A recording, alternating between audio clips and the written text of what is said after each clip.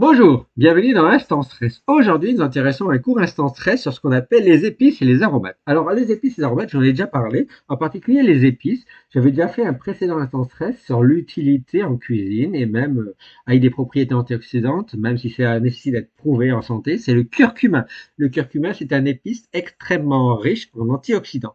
Vous avez aussi dans les épices, vous retrouvez le poivre, le gingembre, le piment, le paprika, le safran, la noix de muscade, vous en trouvez plein d'autres. Et puis, vous avez les fameux aromates. Alors, les aromates, vous avez aussi, dans les aromates, vous avez le persil, le basilic, la ciboulette, le coriandre, le romarin, l'ail, l'oignon.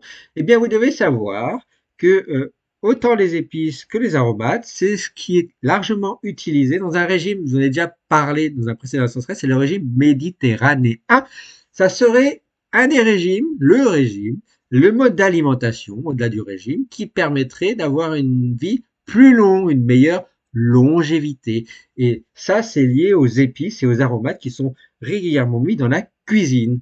Et donc, en particulier le curcuma. Vous avez aussi des huiles comme l'huile d'olive qui sont rajoutées. Vous avez le persil, le basilic dans les aromates. Vous avez le safran, vous avez les piments, le gingembre. Eh bien, il faut savoir que ces épices, ces aromates en cuisine ont des propriétés antioxydantes. Alors, est-ce que ce qu'on met dans la cuisine est suffisant pour avoir des propriétés antioxydantes qui vont se retrouver dans tous nos organes? Clairement non. Mais est-ce que ça peut avoir un impact sur notre sang?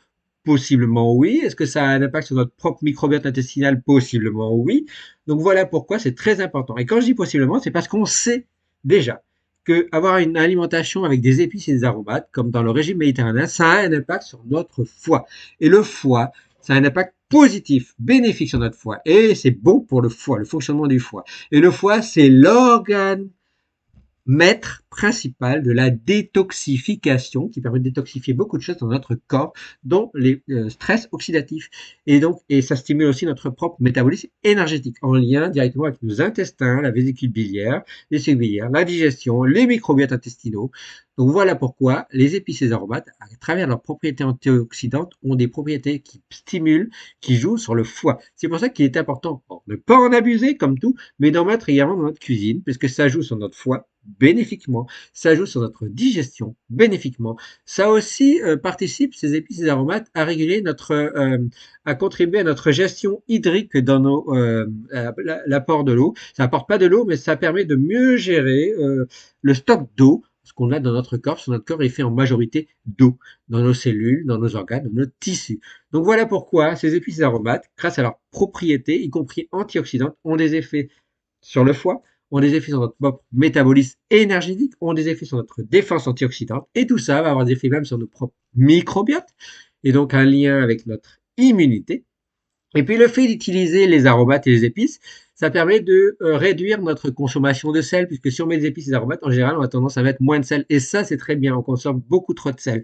Et donc, utiliser des épices et des aromates régulièrement, ça permet de protéger, mieux protéger. C'est un des piliers pour mieux protéger notre cœur et donc mieux protéger également nos activités cardiaques, mieux protéger notre immunité, ça stimulerait notre longévité et ça aiderait nos propres microbiotes, dont intestinaux, qui sont essentiels.